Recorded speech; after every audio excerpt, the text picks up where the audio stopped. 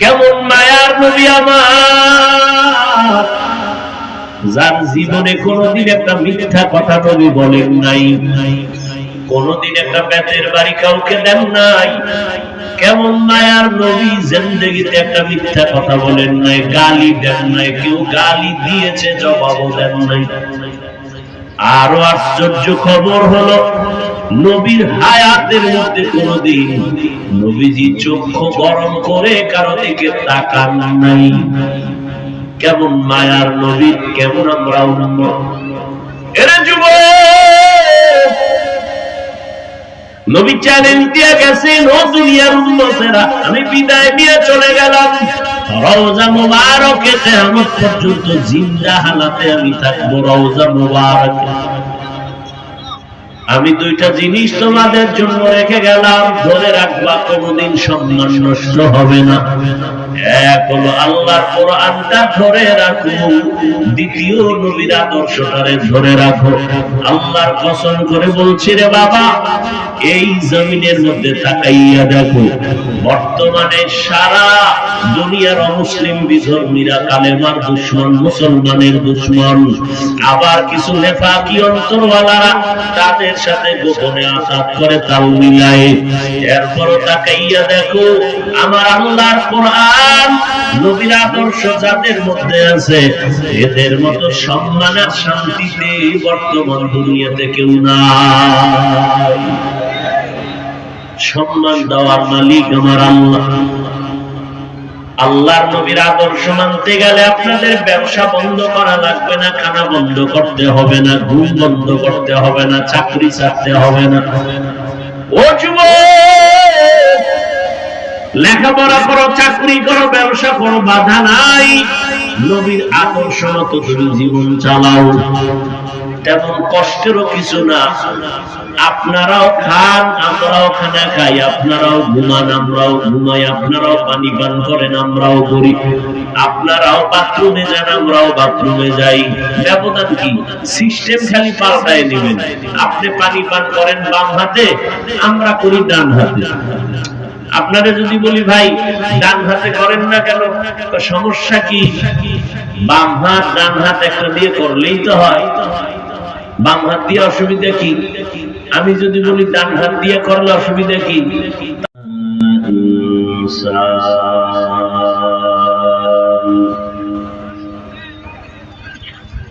ونشهد أن لا إله إلا الله وحده لا شريك له لا ضد له ولا ند له ولا مثل له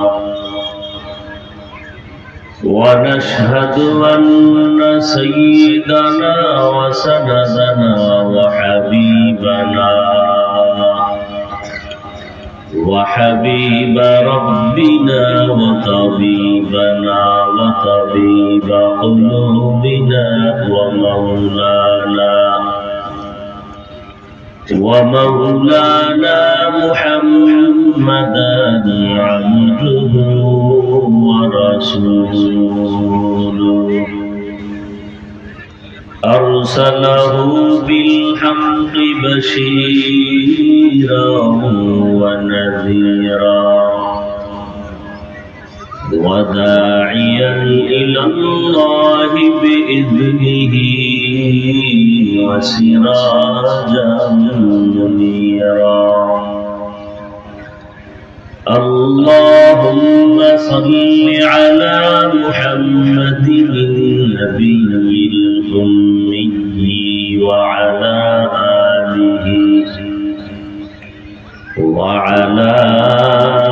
آله وسلم تسليما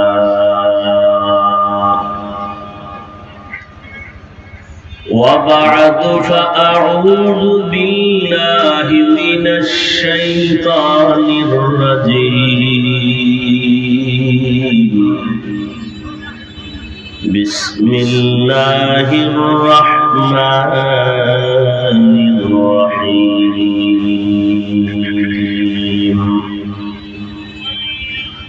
وما أرسلناك إلا رحمة للعالمين.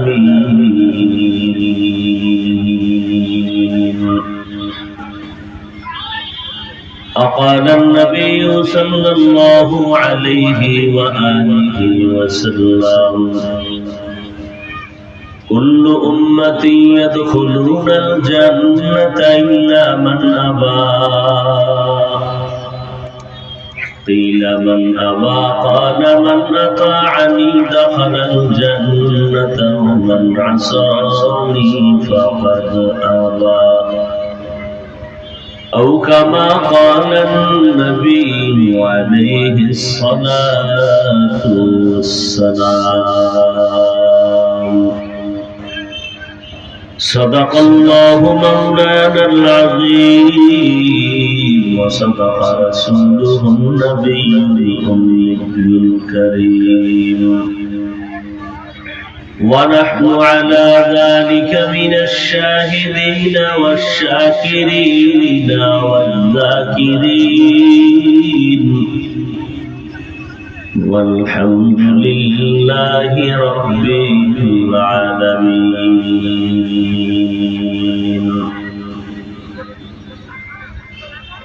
سبحانك لا علم لنا إلا ما علمتنا إنك أنت العليم الحكيم. رب اشرح لي صدري ويسر لي أمري واحلل عقدة من لساني يفقه قولي.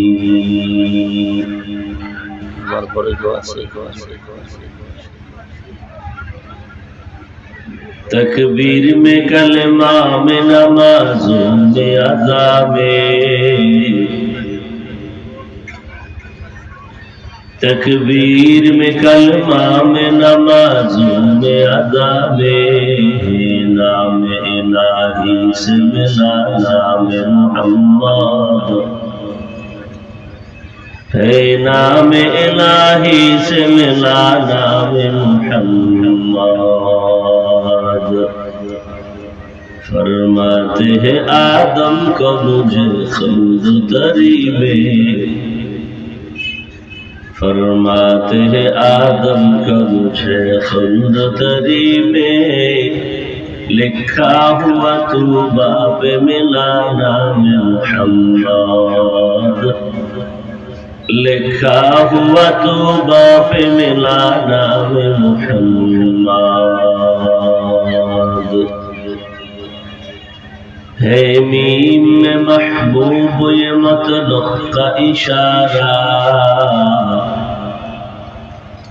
है मीम में महबूब ये मतलब का इशारा, फिर क्यों न हो महबूब खुदा नाम मोहम्मद, फिर क्यों न हो महबूब खुदा नाम मोहम्मद।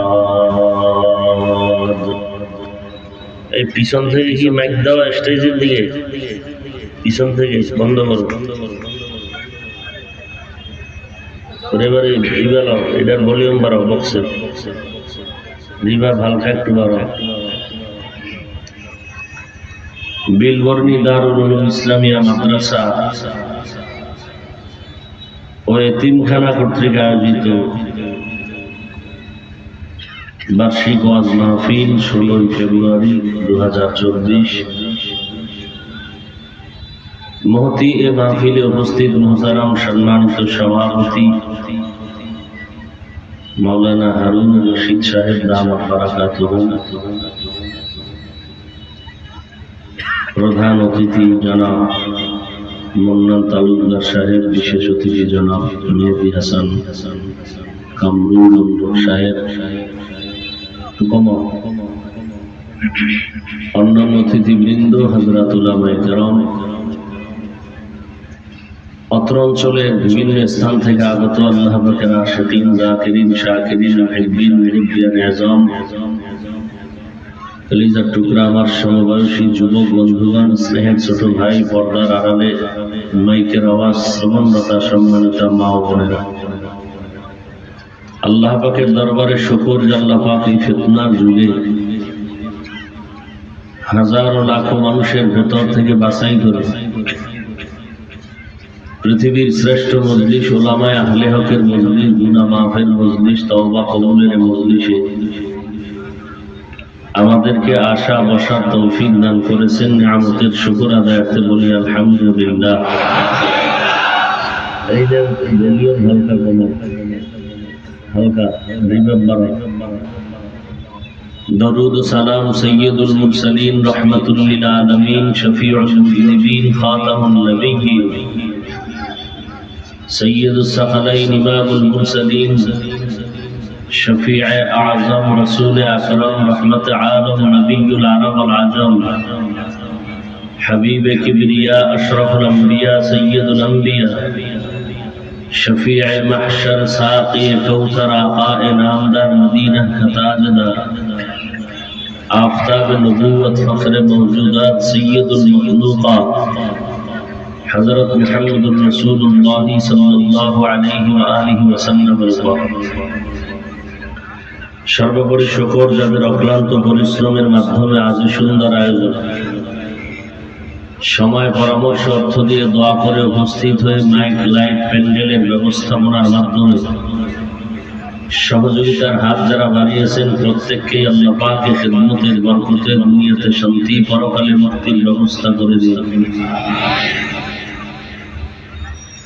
ওলামায়ে কেরাম আলোচনা করেছেন, পরিশেষে আমি আপনাদের দোয়া নেওয়ার জন্য হাজির হয়েছি এবং সংক্ষিপ্ত আলোচনার নিয়তে কোরআনে হাকিমের এক টুকরো আয়াতে কারিমা তিলাওয়াত করেছি। নবীজির হাদিস থেকে একটি হাদিস আমি আপনাদের সামনে পেশ করেছি। এবার এই কথা বন্ধ করেন, আয়াত ও হাদিসের আলোকে ইখলাস ও রুহানিয়াতের সমন্বয়ে কিছু কথা বলার মতো, শুনবার মতো আমাকে আপনাদের সকলকে আল্লাহ পাক তৌফিক দান করেন। দুনিয়াতে ইসলামকে টিকিয়ে রাখার জন্য বাতিলের মোকাবেলায় স্থায়ী একমাত্র ব্যবস্থাই হলো মাদ্রাসা। বাতিলদের মোকাবেলায় ইসলামকে বিজয় রূপে স্থায়ীভাবে জমিনে টিকাইয়া রাখার একমাত্র ব্যবস্থা কি? মাদ্রাসা। দুনিয়ার সমস্ত অমুসলিম মুনাফিক সহ এরা চায় মাদ্রাসা না হোক। আল্লাহ যদি চান হোক, বাধা দিয়েও কেউ বন্ধ করে দিতে পারবে না। এই সুন্দর দ্বীনি প্রতিষ্ঠান জমিনে টিকাইয়া রাখার জন্য আমাদের প্রথম কিছু দায়িত্ব, নৈতিক দায়িত্ব, মুসলিম হিসেবে ঈমানের দাবি দোয়া করা। আল্লাহ সমস্ত দ্বীনি মাদারিসগুলো কবুল করেন। দ্বিতীয়, সহযোগিতা করা, সন্তান দিয়ে, ছাত্র ছাত্রী দিয়া, পরামর্শ দিয়ে, অর্থ দিয়ে। দান করলে হায়াত বাড়ে, মুসিবত দূর হয়, রিজিক বাড়ে, কবরওয়ালাদের আযাব মাফ হয়। অনেকে এই দানকে ছোট নজর বা বাঁকা নজরে দেখে, অথচ এই দান কোরআন হাদিস সমর্থিত বহু আয়াত, বহু হাদিস আছে দানের উপরে। এর উপরে আলাদা বয়ান করলে 2-3 ঘন্টা চলে যাবে। দানের ফজিলতের আয়াত আর হাদিস কি পরিমাণ। কিছু কিছু মুসলমান ব্যানারওয়ালা, নেফাকি অন্তরওয়ালা, এরা বলে যে মাদ্রাসায় অনেকে আমরা ভিক্ষা করে খাই। আমি সারা বাংলাদেশে বলি, এই কথা যে কোনো মুসলমান বলবে এরা ডাকাত, এরা দুর্নীতিবাজ, এরা চোর, এরা জালেম।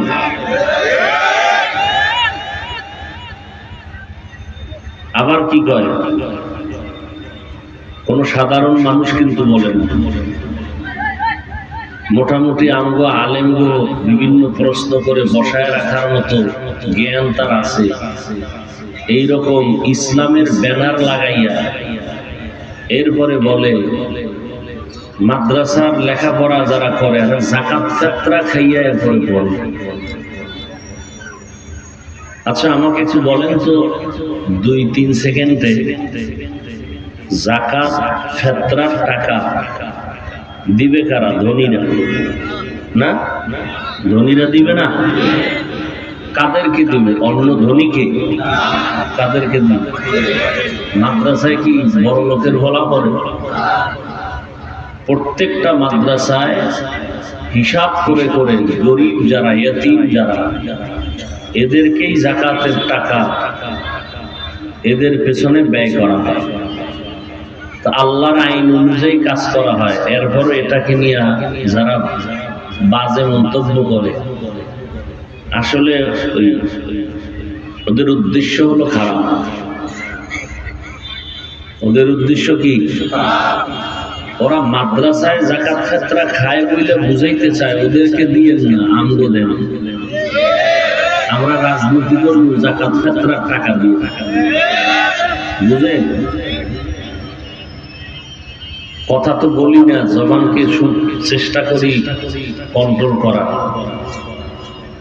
বাতেলে মুনাফিকদেরকে ধুইয়া দিতে আমাকে 5 মিনিটের বেশি লাগে না।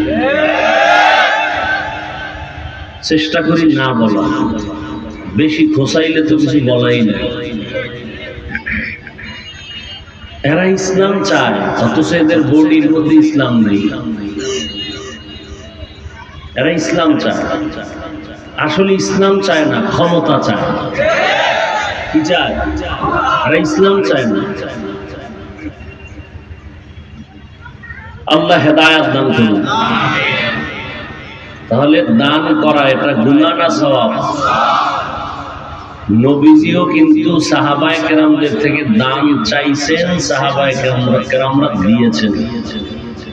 ওই ঘটনা বলতে গেলে অনেক সময়, বাকি আপনারা বিসমিল্লাহ বলে একটা আওয়াজ দিবেন না, হাতটা পকেটে ঢুকাইয়া এই কোরআনের খেদমতের জন্য এখনই 1000, 500, 100 যে যা পারেন। তবে যারা মনে করেন সওয়াব নাই তারা দিবেন না। আল্লাহর ওয়াস্তে ক্ষমা চাই, অনুরোধ করে বলবো, যারা মনে করেন দান করলে কোনো লাভ নাই তারা দিবেন না, দিবেন না, দিবেন না। আপনার দান আমাদের দরকার নাই, আর আপনি দিলেও কোনো সওয়াব পাবেন না।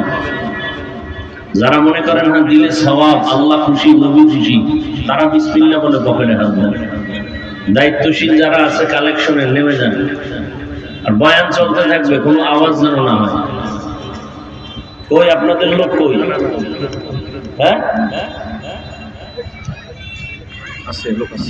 হ্যাঁ মাইক বন্ধ, আপনি আবার মাইক খুলেছেন কেন? যাদেরকে ব্যাগ রুমাল দেওয়া আছে তাড়াতাড়ি এগুলি আগে রেডি রাখবেন না আপনারা।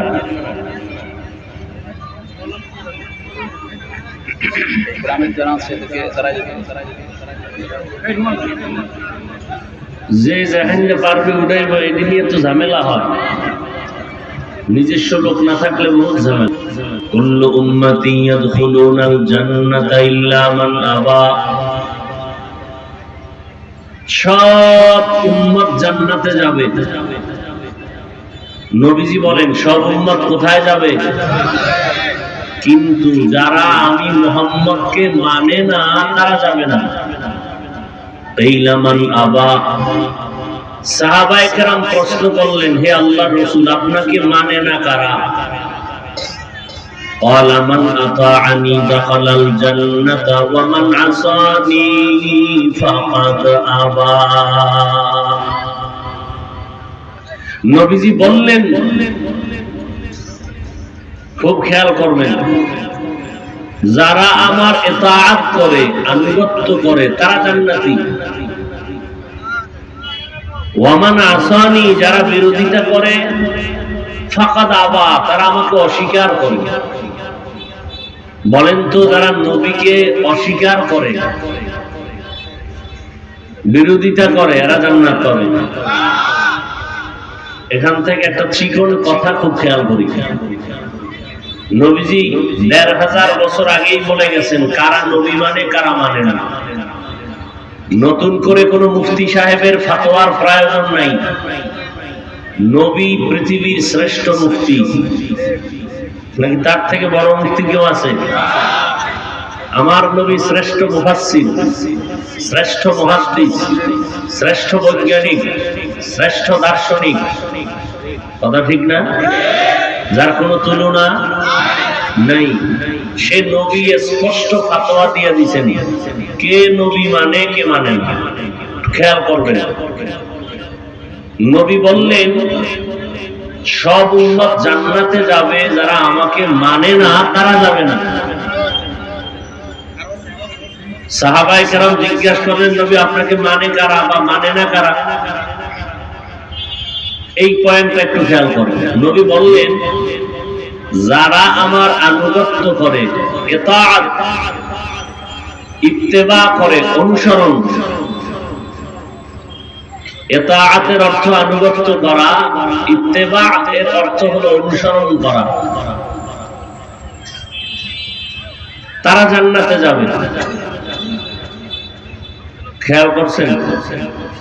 আমি জিজ্ঞাসা করছি যারা নবীর আনুগত্য করে, অনুসরণ করে, তারা কি? বিপরীত শব্দটা কি আসবে বলেন? যারা নবীর আনুগত্য করে, অনুসরণ করে, তারা জান্নাতি। বিপরীত কথাটা কি আসবে? যারা নবীর আনুগত্য করে না, অনুসরণ, তারা জাহান্নামী। কিন্তু নবী এটা বলেনি। এই পয়েন্টটা একটু বুঝেন। যারা নবীর আনুগত্য করবেন, অনুসরণ করবেন, তারা জান্নাতে যাবেন। যারা নবীর অনুসরণ করে না এরা জাহান্নামে যাবে নবী বলেন নাই। নবী কি বলছেন? ওয়ামান আসানি, যারা বিরোধিতা করে। খুব কঠিন এক পয়েন্ট, কঠিন পয়েন্ট। যারা নবীর অনুসরণ করে, আনুগত্য করে, তারা জান্নাতি। যারা আনুগত্য করে না বলে নাই, বলছে যারা কি? বিরোধিতা করে। এই পয়েন্ট থেকে আমরা কি বুঝি? যারা নবীর অনুসরণ করে না এরা দুই দল। কয় দল? খেয়াল করবেন, অনুসরণ যারা করে না এরা কয় দল? একদল আগ্রহী আর একদল বিদ্রোহী। একদল আর একদল। যেমন একজনকে আমি ডান পাশ থেকে কথার কথা জিজ্ঞাসা করলাম, এই ভাই নবীজির আদর্শে আপনি টুপি পরেন না কেন? সে বলল হুজুর টুপি পরা দরকার, নবীর সুন্নাত পারি না, চেষ্টা করি, একটু দোয়া করেন। কি বিদ্রোহী না আগ্রহী? বাম পাশে একজনকে জিজ্ঞাসা করলাম কথার কথা, এই যুবক ভাই টুপি পরেন না কেন নবীর আদর্শে? সে দ্রুত গতিতে আমাকে জবাব দিল, টুপি না পরলে অসুবিধা কি? টুপির মধ্যে কি ইসলাম? আগ্রহী না বিদ্রোহী? তাহলে নবীর অনুসরণ যারা করে না এরা কয় দল? একদল আগ্রহী আর একদল। আগ্রহীকে গালি দেওয়া যাবে না, বিদ্রোহীকে ছাড় দেওয়া যাবে না। ব্যবধান আছে না নাই? আগ্রহীকে গালি দেওয়া যাবে না, কোন সুযোগ নেই। বিদ্রোহীকে ছাড় দেওয়া যাবে না, পেলেই জুতার বাড়ি। কারণটা গাদ্দার, তা বেয়াদব। ভাই নবীর তরিকায় আপনি নামাজ পড়েন না কেন? হুজুর নামাজ পড়া দরকার, মাঝে মাঝে পড়ি, মাঝে মাঝে ছুটে যায়, একটু দোয়া করেন, চেষ্টা করবো ইনশাআল্লাহ। বিদ্রোহী না আগ্রহী? আর একজনের জিজ্ঞাসা, ভাই নামাজ পড়েন না কেন? না পড়লে অসুবিধা কি? আগ্রহী না বিদ্রোহী? এরকম মুসলমান আছে তো না? যুক্তিতে ঢুকেনি, মেধায় বুঝেননি, আছে এই কোয়ালিটির মানুষ। নবীর পোশাক পরেন না কেন? না পরলে অসুবিধা কি? পোশাকের মধ্যে কি ইসলাম? আগ্রহী না বিদ্রোহী? আগ্রহীকে গালি দেওয়া যাবে, বিদ্রোহীকে ছাড় দেওয়া। এই বিদ্রোহী জাহান্নামী। বিদ্রোহী ওর কপালে তওবাও নসিব হবে না, কথাটা লিখে রাখেন পারলে, ওর কপালে তওবাও নসিব হবে না। আগ্রহী যে মানে না, নবীর মহব্বতে টুপি পরে না, দাড়ি রাখে না, নামাজ পড়ে না, আগ্রহ আছে, মাঝে মাঝে চেষ্টা করে, এর তওবা নসিব হবে ইনশাআল্লাহ। বিদ্রোহীর কপালে তওবা নসিব হবে না। আল্লাহ হেদায়েত দান করুন। এই কোয়ালিটির বেয়াদব আছে না নাই? হ্যাঁ, বড় কঠিন। একজনে নামাজ পড়ে না, আর একজনে নামাজ পছন্দ করে না, দুইজনে এক, একজনে নামাজ আর একজনে, যে নামাজ পড়ে না তার মধ্যে আগ্রহ আছে পড়ার, বিরোধিতা, আর একজনে পছন্দ করে না, বিরোধিতা করে। তাহলে যে নামাজ পড়ে না তাকে গালি দেওয়া যাবে না, যে নামাজ পছন্দ করে না তাকে ছাড় দেওয়া যাবে না। ব্যবধান আছে। যে পর্দা করে না তাকে গালি দেওয়া যাবে না, যে পর্দার আইনকে পছন্দ করে না তাকে ছাড় দেওয়া যাবে না। বড় কঠিন, কিন্তু বড় কঠিন। দুই একটা শব্দের ব্যবধানে একদিকে ইমানদার, অন্যদিকে বেঈমান, মাত্র শব্দের ব্যবধান। নামাজ পড়ে না আর হলো পছন্দ করে না, একজন ইমানদার আর একজন বেঈমান।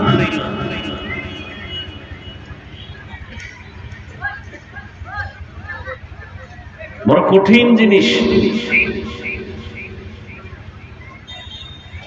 নবীর সুন্নাত যে মানে না সে জাহান্নামী না, যে পছন্দ করে না সে জাহান্নামী।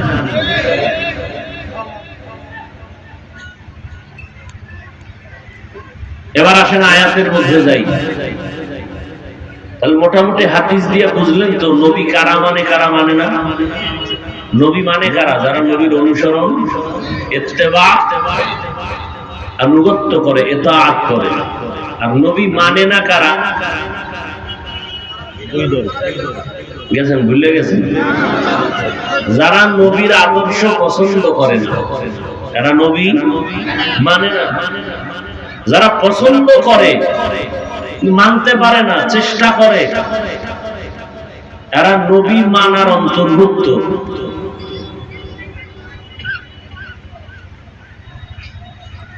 আর যারা পছন্দ করে না, এটা ফাইনাল, এরা নবী মানে না। এরকম হাজার মুসলমান আমাদের সমাজে আছে। আল্লাহ পাক এ সমস্ত হিংস্র আক্রমণ, বিদ্রোহ মনোভাব থেকে আমাদের উম্মাহকে হেফাজত করেন। এবার আসেন আয়াত। আল্লাহ বলেন, ওয়ামা আরসালনাকা ইল্লা রাহমাতাল লিল আলামিন।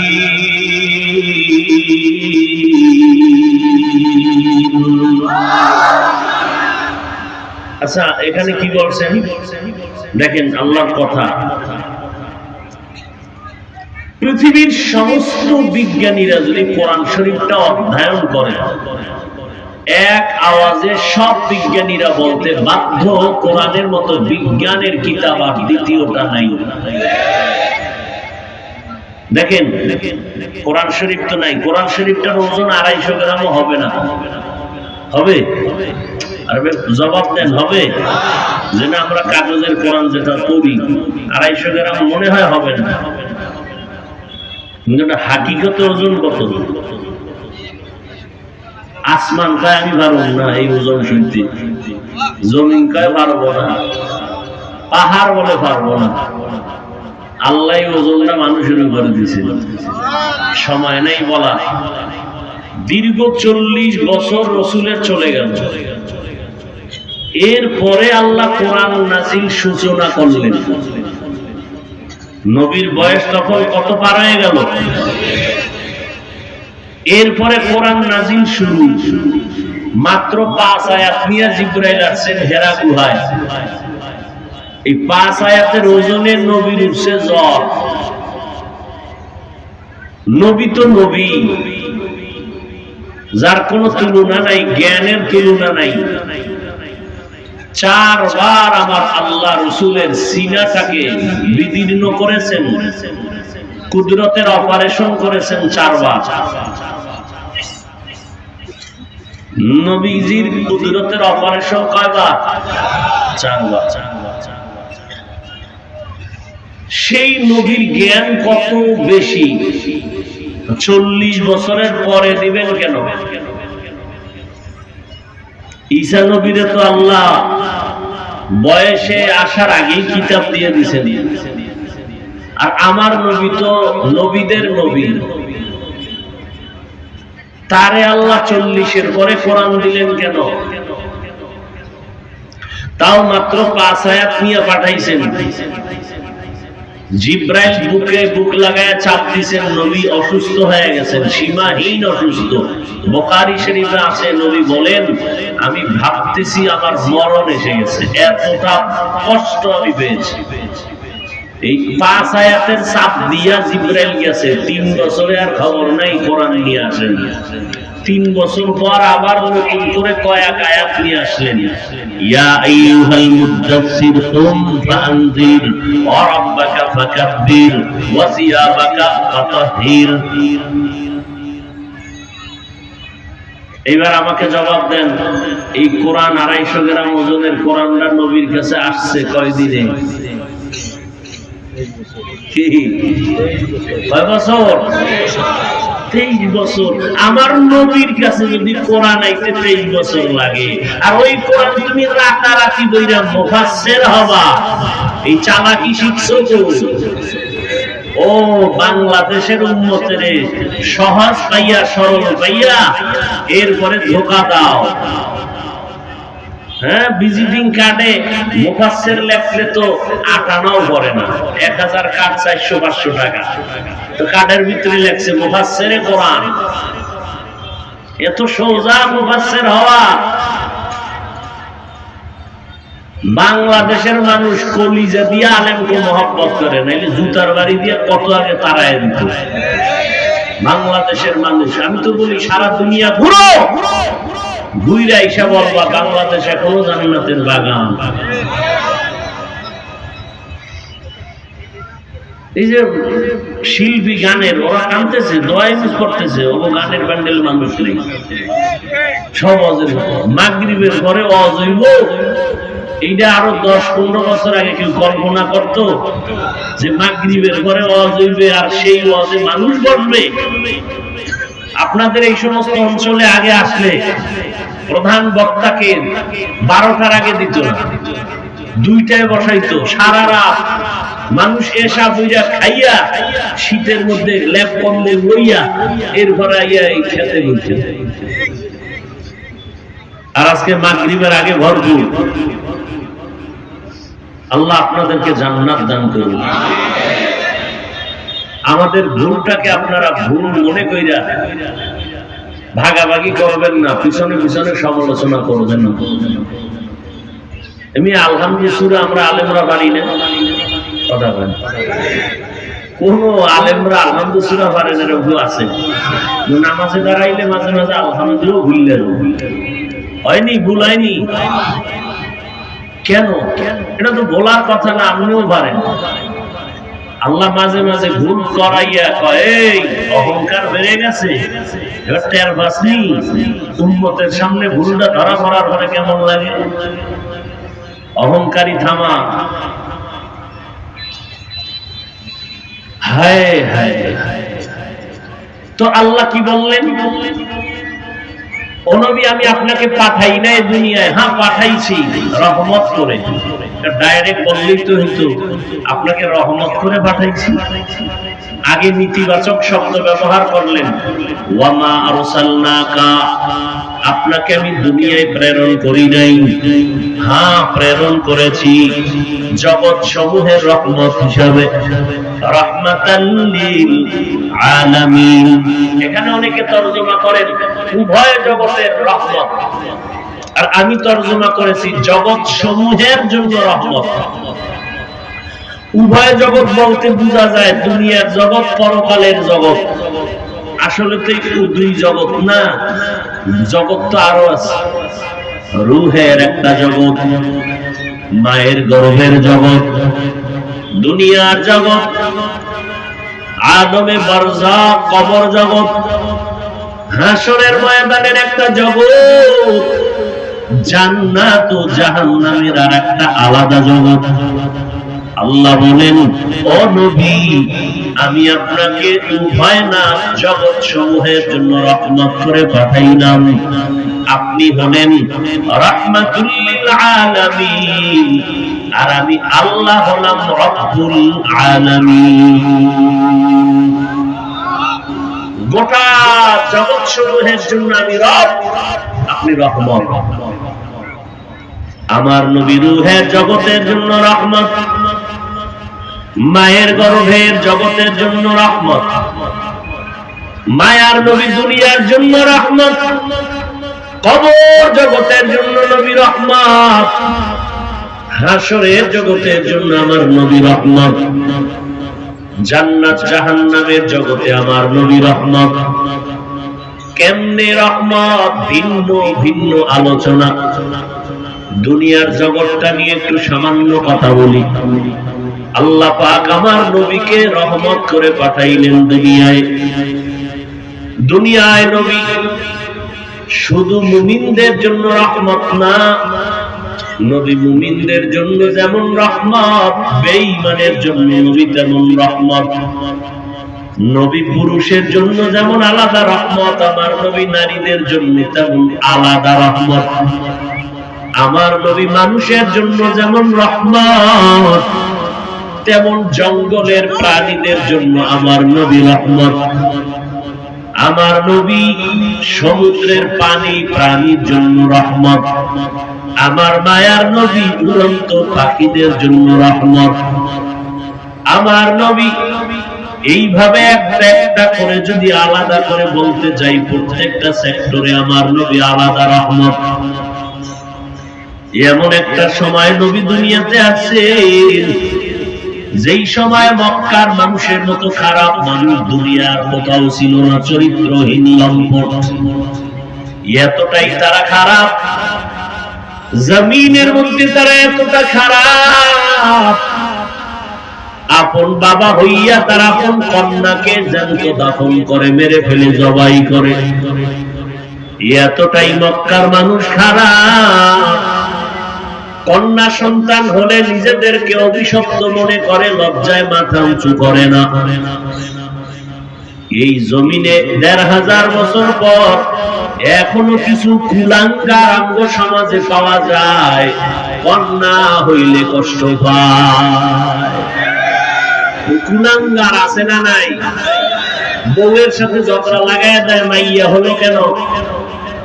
মাইয়া কি বউ বানাইছে? রাগ করে বউয়ের সাথে কথাই বলে না। আল্লাহ মাফ করেন। অথচ নবী, রহমতের নবী, শ্রেষ্ঠ নবী, সারা জিন্দেগি শুধু গুণগান চলছে চলছে চলছে, লেখক লিখতেছে, কলম শেষ, মরে গেছে, হায়াত শেষ, লেখা শেষ হয়নি। সেই নবী কাফের মুশরিকরা মক্কায় ঘুরে আর কয়, মুহাম্মদের ছেলে নাই, মুহাম্মদের নির্বংশ মরে গেল, বংশ রক্ষা হবে না, কেউ ওর নাম নেবে না। অথচ যারা বলছে ওর নাম কেউ জানে না। আর রহমতের নবীর জন্য জীবন দিতে কোটি মানুষ তৈয়ার। এমন একটা বয়ান নাই বক্তার যেখানে নবীর গুণগান নাই। রহমতের নবী আমার, তিনি বলেন, আমি এত বড় দামি এক ব্যক্তি, আমার কোন ছেলে নাই, আমি 4 কন্যার বাবা। দুনিয়ার মানুষ, তোমরা যদি একটা কন্যা সন্তান পাও, শুকর আদায় করিও, তুমি একটা জান্নাতের মালিক হয়ে গেছো। 2টা কন্যা পেয়েছো, তো 2 জান্নাতের মালিক। 3টা কন্যা পাইলা, তুই 3টা জান্নাতের মালিক। কেউ যারা মাইয়া পাইছেন, আপনাকে কপালটা চান, কপাল শুকর আদায় করেন। ছেলে বাপ দিবে কিনা জানা নাই, মাইয়া বাবারে জীবনে ফালায় লেখা রাখিও। 10টা ছেলে একটা মাইয়া, মাইয়াই বাবার জিকির করে, একটা ছেলেও জিকির করে না। ওরা খালি কয় ফেলারটা লেখে দেবো কেমনে, সেই জন্য জিকির করে। নিমক হারাম। আর মেয়েরা বাবার একটু অসুস্থতার খবর পেলে পাগল হয়ে যায়। চাইছো মাইয়া, চাইছো ছেলে, আল্লাহ দেন নাই, মেয়ে পেয়েছো শুকর আদায় করিও, কারণ তোমার 10টা ছেলে দিয়া তোমার উপকার যা না হবে, আমার মাওলা চাইলে একটা মেয়ে দিয়া তার থেকে বেশি উপকার করবে। এরকম নজির আছে না? ছেলেরা বাবার খবর নেয় না। মাইয়া গুলো আল্লাহ এমন জামাই মিলাইছে, শ্বশুর বাড়ির কথা ভুলতে পারে না। মেয়ে জামাই সব শ্বশুরের কোন জায়গায় কি প্রয়োজন সব ব্যবস্থা করে নাই। 10 ছেলের উপকার এক মাইয়া দ্বারা হয়, আমার মাওলা করবে। রহমতের নবী বলেন, আমি 4 কন্যার বাবা, আমি দুনিয়াতে আসছি, আমি কত বড় দামি এক ব্যক্তি, কেমন মায়ার নবী। 25 বছরের যুবক, স্বাভাবিকভাবে তো যৌবন আছে, আবার আমার নবী শ্রেষ্ঠ নবী হিসেবে কত শক্তি। সেই 25 বছরের সময় রহমতের নবী বিবাহ করলেন জীবনের প্রথম স্ত্রী খাদিজা রাদিয়াল্লাহু আনহা, বিধবা নারী। 2 জন স্বামী বিদায়ের পর 40 বছর বয়স, নবীজির ভরা যৌবন 25 বছরে আম্মা জান খাদিজাকে বিবাহ করলেন, বিধবা নারী। এবং নবীর যত সন্তান সব আম্মা জান খাদিজা রাদিয়াল্লাহু আনহা থেকে আসে। আগে 2-3 সন্তান, আবার নবীর ঘরে 4 কন্যা আল্লাহ দান করলেন, ছেলেও দিছিলেন, ছোটবেলা আল্লাহ নিয়ে গেছেন। মায়ার নবী আসলেন এমন এক সময়, মক্কার চরিত্রহীন মানুষ এতটাই তারা খারাপ, ওই জমিনে আল্লাহ একটা সুন্দর ঘর বানাইছে, যেই ঘরের দিকে তাকাইয়া থাকলে আমলনামায় অনবরত সওয়াব লেখা হয়। ইন্না আউওয়ালা বাইতিন উযিআ লিন-নাসি লাল্লাযী বিবাক্কাতা মুবারাকান ওয়া হুদা, মুবারাকান ওয়া হুদান লিল আলামিন।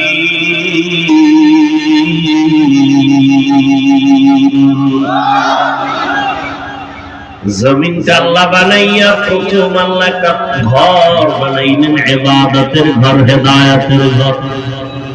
এটা এমন একটা দামি ঘর, যেই ঘরের আঙ্গিনা 1 রাকাত নামাজ পড়বে 1,00,000 রাকাত নামাজের সওয়াব। এমন একটা দামি ঘর, যেই ঘরের দিকে তাকায় থাকলে অনবরত সওয়াব। আপনাদের এই টাঙ্গাইল এলাকার মধ্যে কত দামি একটা মসজিদ আছে, মানুষ দেখতে আসে, ছবি তোলে, ঠিক নেই? দেখছেন এত সুন্দর একটা পৃথিবীর শ্রেষ্ঠ মসজিদ, এখানে বেপর্দা নারীরা আসে না, আসে না? সওয়াব না কবিরা গুনাহ? দেখছেন মসজিদ কইরাও কবিরা গুনাহ। কিয়ামতের আলামত এগুলো। মসজিদ অনেক সুন্দর, অনেক সুন্দর, মুসল্লিদের অন্তর অনেক খারাপ, অনেক খারাপ। কি সামনের কাতারে নামাজ পড়ে সুদ খায় নাই, কিয়ামত পর্যন্ত বাইতুল্লাহ ধইরা কাঁদলে ওর জীবনে ক্ষমা নাই। সুদের খাতায় যতদিন নাম না কাটবে, 50 কোটি টাকা দিয়েও যদি মাদ্রাসা বানায় 1 টাকারও সওয়াব পাবে না যদি সুদের খাতায় নাম থাকে। বরং 24টা ঘন্টার সেকেন্ডে সেকেন্ডে সেকেন্ডে অল টাইম গর্ভধারিণী মায়ের সাথে জিনার গুনাহ লেখা হবে। আল্লাহ হেদায়েত দান করুন। এই একটা দামি ঘর বাইতুল্লাহ, মক্কার চরিত্রহীন মানুষ নারী আর পুরুষ একত্রিত হইয়া এই বাইতুল্লাহ চারপাশ তাওয়াফ করে, তাও আবার উলঙ্গ অবস্থায়। কতটাই খারাপ! মায়ার নবীকে আল্লাহ পাঠাইছেন, রহমতের নবী মক্কা নগরীতে আসলেন, আল্লাহ কোরআন নাযিল করলেন, কোরআনের দাওয়াত নবী শুরু করলেন, তেলাওয়াত শুরু করলেন। মাত্র 13 বছরের ব্যবধানে মক্কার চরিত্রহীন মানুষগুলো বড় দামি হয়ে গেল। আল্লাহ জিবরাইল আমিনকে দিয়া পাঠায়, কয় যাও একটা লিস্টি দিয়া দিলাম, নবীর দেখায় দাও, এই লিস্টির মধ্যে যাদের নাম আছে নবী যেন বলে দেয় এই লিস্টির যত নাম এরা বিনা হিসাবে জান্নাতি। ওগো নবীর উম্মতেরা,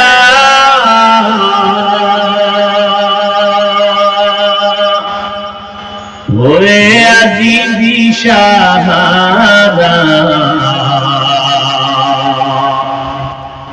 কোরআন হাদিসের চলো যখন যাহা চাই বলে, নবী বিনে কে তারাবে ফুসিরাত মিজানে, নবী বিনে কে তারাবে ফুসিরাত মিজানে। নবী আমার জীবন ভরে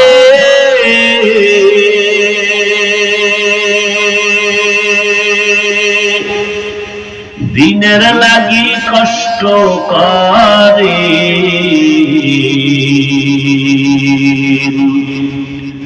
দান দান শহীদ করিলেন উহুদেরই ময়দানে। নবী বিনে কে তারাবে ফুসিরাত মিজানে, নবী বিনে কে তারাবে ফুসিরাত মিজানে। মাত্র 13 বছরের ব্যবধানে মক্কার চূড়ান্ত চরিত্রহীন মানুষগুলো স্বর্ণের মানুষ আল্লাহ বানায় দিলেন নবীর আদর্শ পালনের কারণে। আল্লাহ ঘোষণা দিলেন এরা জান্নাতি, জানায় দাও।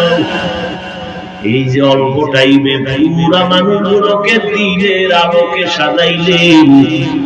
আমার নবী একটা মিথ্যা কথাও বলেন নাই, পেটের বাড়িও লাগে নাই, গালিও লাগে নাই। কেমন মায়ার নবী আমার, যার জীবনে কোনদিন একটা মিথ্যা কথা নবী বলেন নাই, কোনদিন একটা পেটের বাড়ি কাউকে দেন নাই। কেমন মায়ার নবী, জিন্দেগিতে একটা মিথ্যা কথা বলেন নাই, গালি দেন নাই, কেউ গালি দিয়েছে জবাবও দেন নাই। আরো আশ্চর্য খবর হলো নবীর হায়াতের মধ্যে কোনদিন নবীজি চক্ষু গরম করে কারো দিকে তাকান নাই। কেমন মায়ার নবী, কেমন আমরা উম্মত। এরা যুবক, নবী চ্যালেঞ্জ দিয়ে গেছেন, ও দুনিয়ার উম্মতেরা আমি বিদায় নিয়ে চলে গেলাম, রওজা মুবারকে কিয়ামত পর্যন্ত জিন্দা হালাতে আমি থাকবো। রওজা মুবারকে আমি দুইটা জিনিস তোমাদের জন্য রেখে গেলাম, ধরে রাখবা, কোনদিন সম্মান নষ্ট হবে না। এক হলো আল্লাহর কোরআনটা ধরে রাখো, দ্বিতীয় নবীর আদর্শটারে ধরে রাখো। আল্লাহর কসম করে বলছি রে বাবা, এই জমিনের মধ্যে তাকাইয়া দেখো, বর্তমানে সারা দুনিয়ার অমুসলিম বিধর্মীরা কালেমার দুশমন, মুসলমানের দুশমন, আবার কিছু নেফাকি অন্তরওয়ালারা তাদের সাথে গোপনে আঘাত করে, তাল মিলায়। এরপরও তাকাইয়া দেখো, আমার আল্লাহর কোরআন নবীর আদর্শ যাদের মধ্যে আছে, এদের মতো সম্মান আর শান্তিতে বর্তমান দুনিয়াতে কেউ নাই। সম্মান দেওয়ার মালিক আমার আল্লাহ। আল্লাহর নবীর আদর্শ মানতে গেলে আপনাদের ব্যবসা বন্ধ করা লাগবে না, খানা বন্ধ করতে হবে না, ঘুম বন্ধ করতে হবে না, চাকরি ছাড়তে হবে না। ও যুবক, লেখাপড়া করো, চাকরি করো, ব্যবসা করো, বাধা নাই। নবীর আদর্শ মতো তুমি জীবন চালাও, তেমন কষ্টেরও কিছু না। আপনারাও খান, আমরাও খানা খাই, আপনারাও ঘুমান, আমরাও ঘুমাই, আপনারাও পানি পান করেন, আমরাও করি, আপনারাও বাথরুমে যান, আমরাও বাথরুমে যাই। ব্যবধান কি? সিস্টেম খালি পাল্টায় নেবেন। আপনি পানি পান করেন বাম হাতে, আমরা করি ডান হাতে। আপনারা যদি বলি ভাই ডান হাতে করেন না কেন, সমস্যা কি? বাম হাত ডান হাত একটা দিয়ে করলেই তো হয়, বাম হাত দিয়ে অসুবিধা কি? আমি যদি বলি ডান হাত দিয়ে করলে অসুবিধা কি? আপনার কপাল যেহেতু খারাপ, আপনি বলবেন হুজুরেরা বেশি কথা কয়। পানি পান করলেন, সিস্টেম এক, পাল্টায় দেন। আপনি আধা লিটার পানি এক টানে পান করলেন, আমরা আধা লিটার পান করছি 3টা শ্বাস ফালাইয়া। আপনি পানি পান করছেন দাঁড়াইয়া, আমি করছি বৈশা। নবী বসে পানি পান করতে কইছেন, আপনারা দাঁড়ায় করবেন কেন? এটা আমাদের ইচ্ছা। এবার কয় বৈজ্ঞানিকরা, চিকিৎসা বিজ্ঞানীরা এবার বের করছে নবী দাঁড়াইয়া পানি পান করতে নিষেধ করলেন কেন? ১৫০০ বছর পর মাথাওয়ালা জ্ঞানী বিজ্ঞানীরা কয় দাঁড়াইয়া পানি পান করলে কিডনি নষ্ট হয়ে যায়। হুজুর গোনা মানবেন না, কপাল খারাপ। আমরা তো গুরুরা কইছে, পেনশনটাই বলারা এবার কইছে, আপনাদের গুরুরা বলছে, এবার না মেনে কোথায় যাবে? দাঁড়াইয়া প্রস্রাব করলে চিকিৎসা বিজ্ঞানীরা একমত কিডনি ড্যামেজ হয়। কি কিডনির রোগী কি ইদানিং কালে কম না বেশি? আরো আকাম করো, আরো বাড়ো। কিডনির হসপিটাল গুলোতে সিরিয়াল পাওয়া যায় না।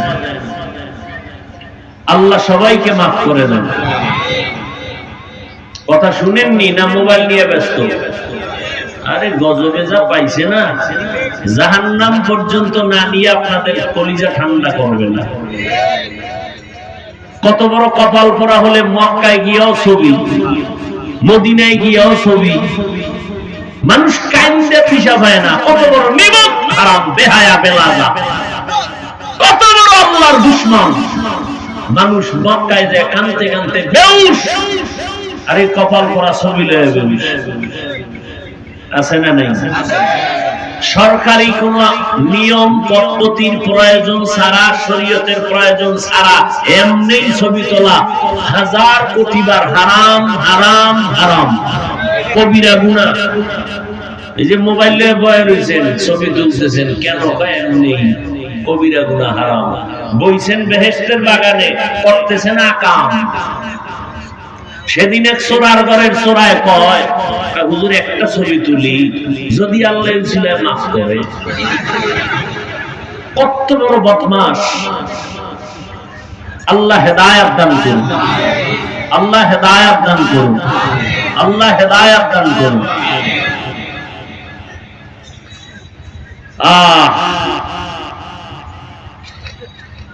এই প্যান্ডেল থেকেই ভাগ হয়ে যাবে ৭৩ দলের এক দল জান্নাতি, ৭২ দল জাহান্নামী।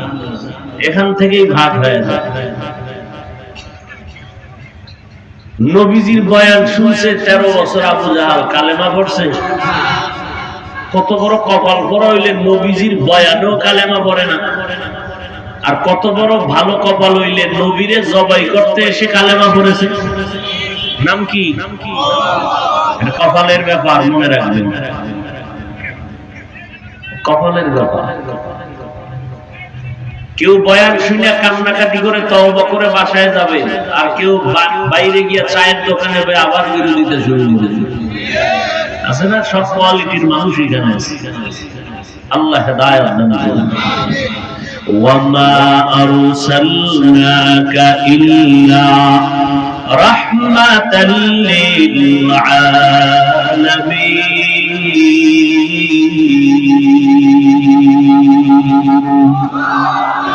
রহমতের নবী আসলেন। আজকে ১৫০০ বছর পর নবীর আদর্শের কারণে আজ আমাদের সম্মান। ও আল্লাহর বান্দারা, এই নবীর আদর্শ কতটাই দামি। ও আল্লাহর নবীর উম্মত, যুবক, তোমাকে কিন্তু আমি এতক্ষণ যে চিল্লায় বয়ান করলাম, পৃথিবীতে কথা বলার মতো কষ্টের কোনো কাজ নাই, এতটাই কষ্ট করি, দিন নাই রাত নাই, খানা নাই ঘুম নাই। ও আল্লাহর বান্দারা, আমরা কিন্তু একবারও বাধ্য করে বলি নাই মাদ্রাসা আসো, স্কুল ছেড়ে দাও, বড় স্কুলে বড় কলেজে বড় বাধা নাই, নবীর তরিকা মতো একটু চলো, 5 বেলার নামাজ পড়ো, ব্যবসা করো, বাধা নাই, নামাজটা ছাড়িও না। ও যুবক বাবারা, তোমার মতো যুবক সন্তান স্কুল কলেজে পড়িয়াও 5 বেলার নামাজ পড়ে আসেনি? বালিশে মাথা লাগায় নিজেকে প্রশ্ন করো, তুমি পারবা না কেন বাবা? তোমার মতো যুবক রাস্তায় গাড়ি চালায়, নামাজ ছাড়ে না, তুমি কেন পারবা না? তোমার কপাল কেন এত খারাপ? তোমার মতো সন্তান র‍্যাব আর পুলিশ বিডিআরের চাকরি করে, এমপি মন্ত্রী চেয়ারম্যান মেম্বার 5 বেলার নামাজ পড়ে, তুমি কেন পারবা না রে বাবা? আল্লাহর কাছে তওবা করো, গুনার কারণে তোমার দিল পাথর হয়ে গেছে। ও বৃদ্ধ বাবাজি, আপনাদের মতো কত বুড়া মানুষ মসজিদে গিয়া লাঠি হাতে নিয়ে কষ্ট করিয়াও নামাজ পড়ে, আপনারা কেন পারবেন না? ও পর্দার আড়ালের আম্মা জানেরা, আপনার মতো কত মা এখনো আছে 5 ওয়াক্ত নামাজ পড়ে, স্বামীর মাল হেফাজত করে, সন্তানগুলো আদর্শওয়ালা বানানোর মেহনত করে। আম্মা জানেরা, আপনি কেন পারবেন না?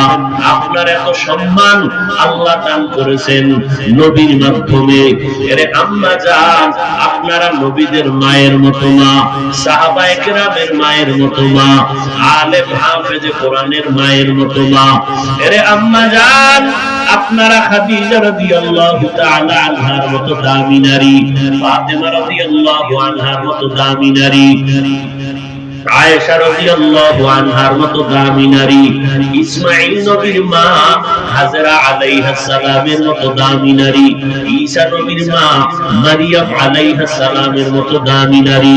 বেঈমান ফেরাউন আল্লাহর সাথে চ্যালেঞ্জ দিয়া নিজের খোদা দাবি করলো, অথচ তার ঘরের মধ্যে আল্লাহ ঈমানের বাতি জ্বালায় দিলেন। তার স্ত্রীর নাম কি?